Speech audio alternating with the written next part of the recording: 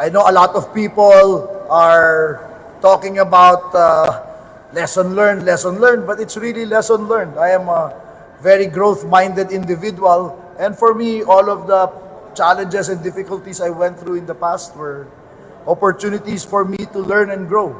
And like you said, after all of that, to be back here and win a championship with this group of guys is incredibly satisfying, both on a personal and on a team level, and especially also, of course, for my family. There's a lot of I know we played Barangay Ginebra, but there's a huge Barangay Reyes clan also watching on their television sets, cheering and praying for us. So I really dedicate this as well to them. Coach Chot, congratulations. This is the 7th time na you went head-to-head with Coach Tim Cone sa PBA Finals, and now the record as it stands is 4 wins in favor of you. So ano lang po yung comment niyo sa development na yun? That means very little to me. Like I said, for me, coaching this team is not about me, but it's about we. It's about the entire team. It's about the collective. So my personal record with Coach Tim is what it is. I'm sure the next time, if we get back to this situation, it's going to be another challenge. So it really doesn't enter my mind. So whether I'm 3-4 down or 4-3 up, for me, the important thing is the team won. Like I said, it's not about me, it's only about we. Hi, Coach. Coach, this is your first Governor's Cup title, right? Di ko alam first ko ba to? First. Yung mga dati pinanalo ko kay Kenny Redfield and all that, hindi ba yung Governor's Cup? May Kenny Redfield ako I had Kenny Redfield Championships, Paul Harris. Di ba hindi ba Governor's Cup? So I don't know, I've won in the past with imports, but baka hindi pa kasi Governor's Cup ang tawag doon. Yeah, parang... Yeah, but I won with Kenny Redfield, I won with Paul Harris, with sino yung import namin maliit? I'm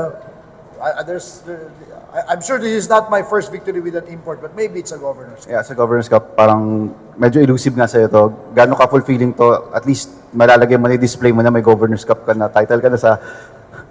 Again, for me, the personal accolades mean very little because I know that ang buhay ganun Sometimes you're up, sometimes you're down, and I know what it means to be down. I've been down a lot as well, right?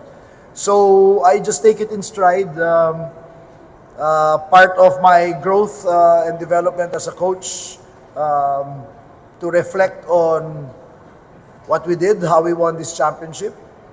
But now, I'm already thinking of the next conference of the All Filipino, or the whatever, the unlimited height, what we could do to try and come back, make it back here. So it's like I said, the personal titles mean very little to me.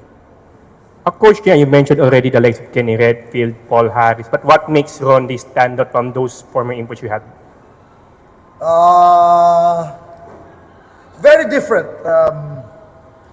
Very different from the other imports I had. Kenny has his own strengths, same with Paul Harris.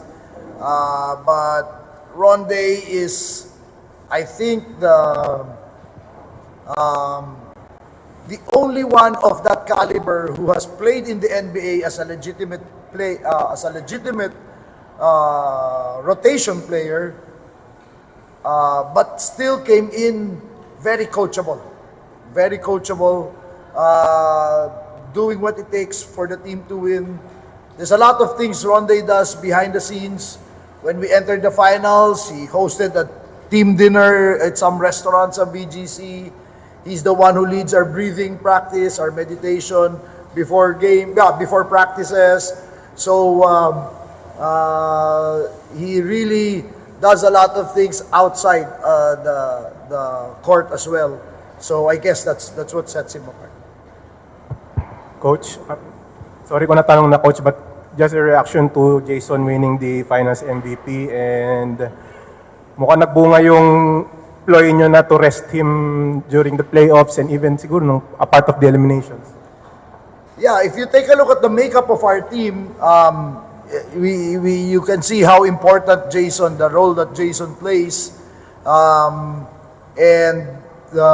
I guess him winning the Finals MVP is just the cap, the feather on that cap. But he will be the first to tell you that he wouldn't have gotten it without the effort and the help of his teammates either. Ganun naman tao si Jason. It's very low-key, but you can really, maasahan mo talaga, you can really trust that he'll make the right decisions come crunch time.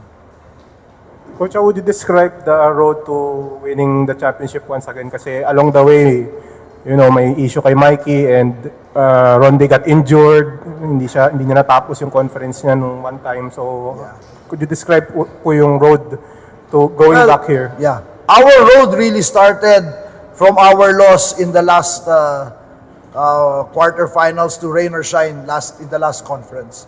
So we thought we were on the cusp of the Final Four, and that loss really made us take a look at our roster and make some changes. And that's why we did what we did. We really went after another guard, and that's how Ray came in. But again, and I said this before to you guys, when we sit down in our exit interviews as a team, we said we missed a trip to the Final Four by 1 point in the deciding game, and we did not have Jason in that game because he was injured. We did not have Ray Bataket, and we didn't have Poy Eram as well. So I thought when everyone coming back, then it bolstered our chances. Coach, it's me again. The 10th championship nyo, Coach, moving out of a tie with Jongwi Chico and Leo Osreyer, now solo, 4th place. But if you could, how would you rank this championship among the 10 that you've already won? Every championship is different. Every championship is sweet in its own right. But like you said, after everything I've gone through, all the adversity that I've had to battle throughout the last year, this certainly has a certain different kind of sweetness. But like I said, every championship is special. Yeah, Coach. Coach, this is TNT's third title this decade. Medyo the past few years parang usually it's Ginebra or San Miguel. But in recent times, nakakasingit na kayo sa championships. How can you sustain this at least for the next conference or two? Yeah, it's really a question of making sure that we have a competitive roster. That's why I like the makeup of our team now. Sure, we have several old guys. We must be one of the oldest team in the league. But we have some young guys as well. We're excited with the prospects of Kim Aurin, CJ, Payawal, Henry Galinato, and Roger and Calvin are still at the peak of their game, and so is Ray. So I feel that while we have some aging veterans, I feel we have a pretty good nucleus. And that's how we can compete with the powerhouses. We have to make sure we have a good, balanced, and healthy roster. Coach, turning your team into a defensive unit was one of the stories of your team this conference. Could you describe lang po yung process of ng players buying into it? Was there a challenge? Kasi, ayun nga, usually kasi offensive team din ng kayo kilala. Again, this was one of the learnings from our last defeat, right? We've always been one of the top offensive teams in the league. But we said, when our offense is off, pagka hindi nagpapasok yung tira natin, or when one of our key guys is down, like what happened in that last qualifying game against Rain or Shine, when Jason went down and we couldn't get our offense on track. We have to be able to rely on something to keep us in games. And that's why we said, so we have to focus on our defense. And then, tamang-tama, we are also the defending champions. So I said, let's live up to our name as defending champions. Let's defend like our lives depended on it. And I was worried in this game. We gave up 32 points in the third quarter, but we were able to buckle down and limit them to only 11 in the fourth. So in the end, it's our defense. And even during the huddle, Jason was the one who kept saying, let's win this game with our defense. Let's win with our defense. Let's win with our defense. So that shows you how much the players have bought into what we want to do. Okay. Thank you, Coach. Thank you.